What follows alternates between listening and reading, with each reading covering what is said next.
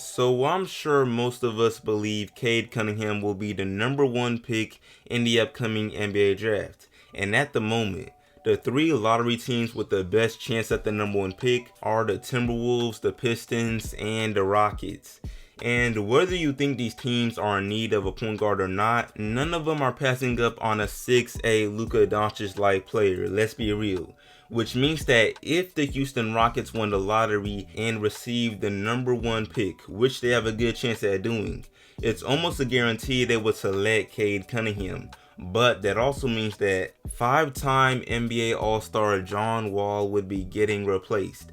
And obviously I'm not part of the Rockets team management, but even though John Wall has 2 more years on a very expensive max contract, as y'all can see from the title, if they are able to land Cade, I doubt John Wall's NBA career as a Rocket would last much longer. And even worse, this could be the start of John Wall becoming a journeyman. And if you don't know what that means, it's basically when a player bounces from team to team. And listen, I know that sounds very disrespectful. John Wall can still hoop. He's not at that point yet. But after his unfortunate injuries and some stuff I'll get into later, it's for sure a possibility. You can't say we haven't seen it before. Isaiah Thomas went from an MVP candidate on the Celtics, averaging 30 a game, to struggling to earn a 10-day contract. You hate to see it. So yeah, today, we're looking at why Cade Cunningham may unintentionally end John Wall's NBA career with the Rockets if they land the number one pick. But before I go any further, what's up YouTube? Plug Speaks back with a vid. If you are new, first of all, welcome. Go ahead and sub. Also like the vid if you enjoy. I usually drop bangers 3 to 4 times a week, but last week was slow because I had so many exams. But as soon as summer hits, we trying to hit 5K plus. Man, I appreciate y'all. But back to the vid though. Now, the Houston Rockets have been pretty bad for the majority of the season. I mean, there's really no other way to put it. They suck. And obviously it's because they lost one of the best players in the world in James Harden. But regardless, they've been bad this season and they're not even really trying to win. Some would say they're tanking. And whenever a team is tanking or just losing games, they're most likely rebuilding. And the easy sign for rebuilding is when a team goes young or just has a bunch of young players playing meaningful minutes, which the Rockets have done. They've got Kevin Porter Jr. balling out, Jae'Sean Tate, a Rookie of the Year candidate, and then on top of that, they literally frustrated DeMarcus Cousins to the point where he had to request a trade because their other power forward, Christian Wood, has been breaking out and DeMarcus wasn't happy with his role, so he got traded. And he's actually doing pretty well on the Clippers. He's not trash, but of course he's far from being young. And now it doesn't please me to say this, but I can see the exact same situation going down next season if Cade is in a Rockets uniform. Because I'll get into more of this later, but real quick, if Cade's game translates to the NBA quickly and he starts out on the bench but has good production, it'll be just like the beginning of the season for LaMelo on the Hornets, and the Rockets will be forced to put him in the starting lineup, also meaning John Wall would be pushed out. And I know some may say Cade is 6'8". He could just play the traditional position for his height, which is small forward. But I must say, that's a decent assumption, because anyone who's seen Cade's journey from Montverde Academy to Oklahoma State in college already knows he is ball dominant, and as far as we've seen, he plays and produces the best when he doesn't have to play off the ball. He plays the best in that guard role. So again, him getting a starting spot would mean John Wall losing his. It's almost a guarantee. But then it gets worse, because some might assume that as an experienced and veteran NBA player, John Wall wouldn't mind coming off the bench for the benefit of the team. He could go crazy like Melo on the Blazers.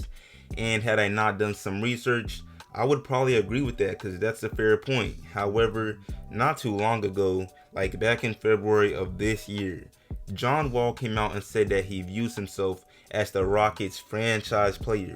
The franchise player. And again, John Wall is no bum. Real NBA fans know the work this man put in when he was healthy on the Wizards, so he has the right to feel like that. However, by saying he's the franchise player, he's also saying a lot of other things that aren't really accurate, because for one, that means he sees himself as the face of the franchise. And let's be honest, depending on who you ask, Some would say they think of Kevin Porter Jr. before they think of John Wall when someone brings up the Rockets. Some might even say James Harden, and he doesn't even play for the team anymore, before they would say John Wall. Not to mention, I know this video is about Cade, but come on. Kevin Porter Jr. has been hooping, and it looks like he'll be a future star in this league. He dropped a 50 piece a couple weeks back. But back to John Wall. Again, saying you view yourself as the franchise player sets yourself up for a lot of ridicule and clowning when both you and the team don't play well. And let me say, me personally, I got full respect for him. The man came back from an Achilles injury and still put up averages of 20 a game and 6 assists. But he's just not at the level of a franchise player anymore, and I doubt any NBA team would bring him in with the intentions of being their franchise player or the face of their franchise. And like I sort of said before, this statement by John Wall pretty much throws out any chance of him being cool with a role coming off the bench. I mean, you believe you're the franchise player, not the sixth man, which pretty much means the Rockets will be put in a situation where they must choose one or the other for their point guard going forward. And if anyone out there believes they would choose a former All-Star battling injuries over the #1 pick, I don't know what to tell you, man. I mean, you're wrong. It's that simple. There is no way the Rockets would choose John Wall over Cade in that situation, especially with how good we expect Cade to be. Matter of fact, I'll finish the vid with the expectations I have for Cade, because obviously they gotta be high since I believe he'll be starting for the team he gets drafted to basically from the jump. So yeah, I mean, it helps that Cade will be far from the only scoring option on the Rockets, so we might not have to experience the immediate excessive defensive attention that some top picks in the NBA draft usually gotta go through. For example, Tyler Herro deserves all the credit he got for his great rookie year, but teams definitely weren't planning for him on the scouting report. He was the 13th pick, but other players got people trying to clamp them from day one. I mean, just look at Lonzo Ball. As a rookie, he had a whole NBA veteran in Patrick Beverley trying to embarrass him in his debut, and then a bunch of other players all season long. But with a guy like Kevin Porter Jr. as a teammate, Cade might not have to go through this. So yeah, I expect him to have a good amount of assists, probably be turnover prone, but not as much as his college numbers may say. And then I also really believe his scoring will translate with little issues.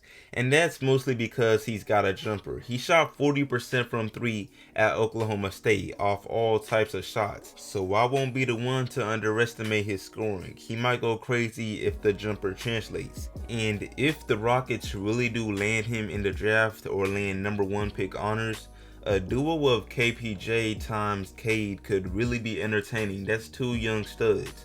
But yeah, that's pretty much it for this vid. Y'all would definitely let me know what you think would happen with John Wall on the Rockets if they were to land Cade. But yeah, man, I appreciate y'all watching as always. Like the sub, share it, sub if new, all of that, and I'm out.